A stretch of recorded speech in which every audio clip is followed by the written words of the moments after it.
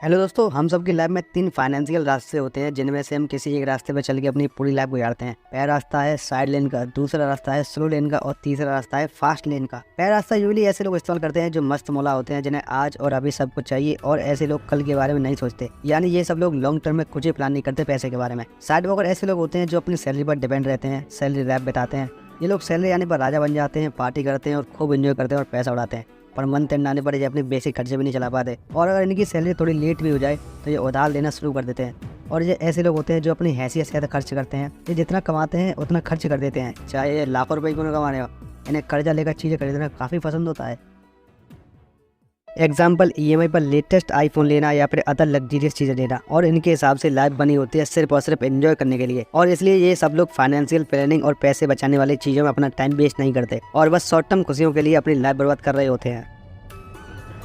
Side walker usually ब्लेमर होते हैं जो खुद पर कभी भी चीज़ों की जिम्मेदारी नहीं लेते और अमीर बनने को ये लोग लक का गेम समझते हैं। इनफैक्ट ये लोग साइड वॉकर ही होते हैं जो बोलते हैं कि पैसा सब कुछ नहीं होता, पैसों से खुशियां नहीं खरीदी जा सकती, ये वो एसेक्ट्रा एसेक्ट्रा। अब इसके रिप्लाई में ऑथर बोलते हैं कि देखो, आपको अपनी लाइफ में जीने के लिए 3 F पर ध्यान देना जरूरी है। पहला F है फैमिली का, मतलब वो लोग जो आपकी लाइफ में बहुत इंपॉर्टेंट है और इसमें फ्रेंड्स भी आते हैं। ये वो लोग हैं जो आपकी लाइफ में रियल हैप्पीनेस लाते हैं। दूसरा F है फिटनेस का, क्योंकि खराब हेल्थ की वजह से आपको कुछ भी अच्छा नहीं लगता और ये एक फैक्ट है। तीसरा F है फाइनेंशियल फ्रीडम का, भले ही आपके पास सब कुछ हो लेकिन अगर आपको ये लोग बंद कर दिया जाए और आपको आपके मन का कुछ भी न करने दिया जाए तो फिर ऐसा क्या फायदा सब कुछ होने का। तो चलो मैं आपसे एक सवाल पूछता हूँ कि इन तीनों ऐप पर कौन ज़्यादा ध्यान दे पाएगा? कौन अपनी फैमिली के साथ ज़्यादा टाइम स्पेंड कर सकता है? कौन अपनी हेल्थ पर ज़्यादा ध्यान दे सकता है? कौन अपने टाइम को फ्री कर सकता है लाइफ की खुशियों के लिए?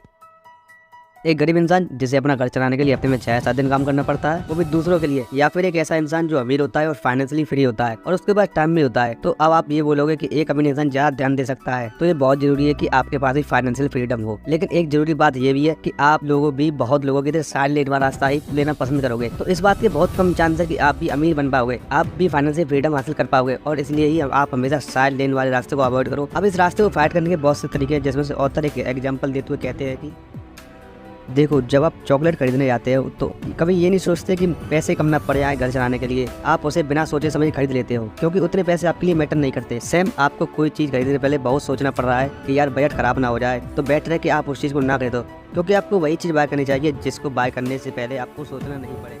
अब सेकंड रास्ता है स्लो लेन का। स्लो लेन वाले वे लोग होते हैं जो पैसे को टाइम से ज़्यादा इंपॉर्टेंट समझते हैं। यही वो लोग होते हैं जो 20 रुपये बचाने के लिए 1 घंटा लाइन में इंतजार करते हैं। स्पेशल ऑफर्स और कूपन से इनका बहुत इंटरेस्ट होता है। साइड वॉकर की तरह ये लोग भी अपने टाइम को बेचकर दूसरों के लिए जिंदगी भर मजदूरी करके किसी और के लिए काम करके पैसा कमाते हैं। लेकिन ये साइड वॉकर से काफ़ी बेटर होते हैं क्योंकि ये अपने फ्यूचर के बारे में सोचते हैं, ये पैसे सेव करते हैं, फिर चाहे घर में या बैंक में या फिर नेक्स्ट स्टेप लेकर कुछ इन्वेस्ट भी करते हैं, जैसे FD में, गोल्ड या सिल्वर में, या तो कुछ म्यूचुअल फंड में भी इन्वेस्ट करते हैं। लेकिन फिर भी ऑथर बोलते हैं ये रास्ता सेफ नहीं होता।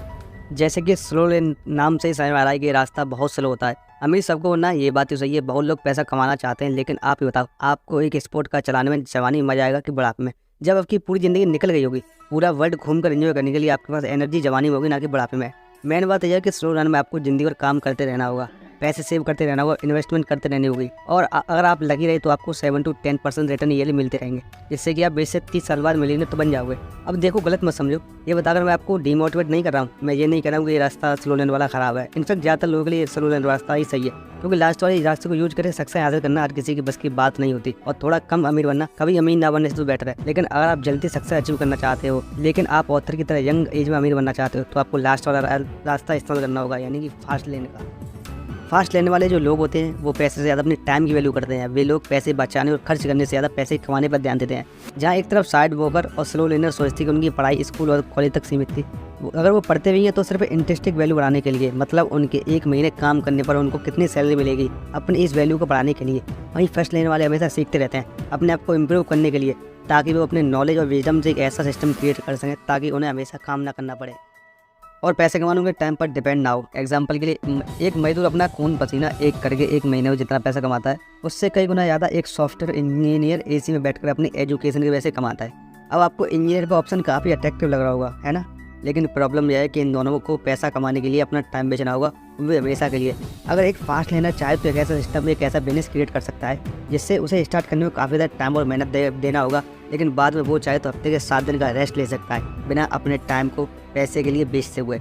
बट प्रॉब्लम ये है कि अगर आप भी अपना टाइम बेचकर पैसे कमाओगे साइड वॉकर और साइड लेनर के, तो आपके पास लेवरेज और कंट्रोल नहीं होगा। एग्जाम्पल, जॉब करता हुआ एम्प्लॉय अपने बॉस से ये नहीं बोल सकता कि मैंने पिछले महीने बहुत ज़्यादा काम किया है तो आप मेरी सैलरी डबल ट्रिपल कर दो, क्योंकि मुझे जल्दी अमीर बनना है और छुट्टियाँ भी चाहिए। बिल्कुल नहीं, वो एम्प्लॉय ऐसा बिल्कुल नहीं बोल सकता। बट एक फास्ट लर्नर बिजनेस क्रिएट करके ये चीज़ पॉसिबल कर सकता है। अब मैं ये नहीं बोल रहा हूँ कि ये करना बहुत ईजी होगा, इसमें बहुत मेहनत लगेगी और टाइम भी जाएगा, लेकिन उससे जैसे कि फॉर एग्जाम्पल एक स्लो लर्नर और एक फास्ट लर्नर को टास्क दिया है कि उन्हें कई सारे भारी पत्थरों को उठाकर एक पिरामिड बनाना है, तो एक स्लो लर्नर एक पत्थर उठाकर पिरामिड के सेम में लगाएगा, जबकि एक फास्ट लर्नर एक सिस्टम क्रिएट करेगा, कुछ मशीनें बनाएगा जैसे पुली टाइप या कुछ तो दिमाग लगाएगा जिससे वो पिरामिड को जल्दी से जल्दी बना सके। और सेम ऐसे ही आपको करना होगा अगर आपको जल्दी से जल्दी भी बनना है तो अब सवाल ये आता है कि आप भी फास्ट लर्नर कैसे बन सकते हो। देखो, फास्ट लर्नर बनने के लिए आपको लोगों की लाइफ में वैल्यू ऐड करनी पड़ेगी।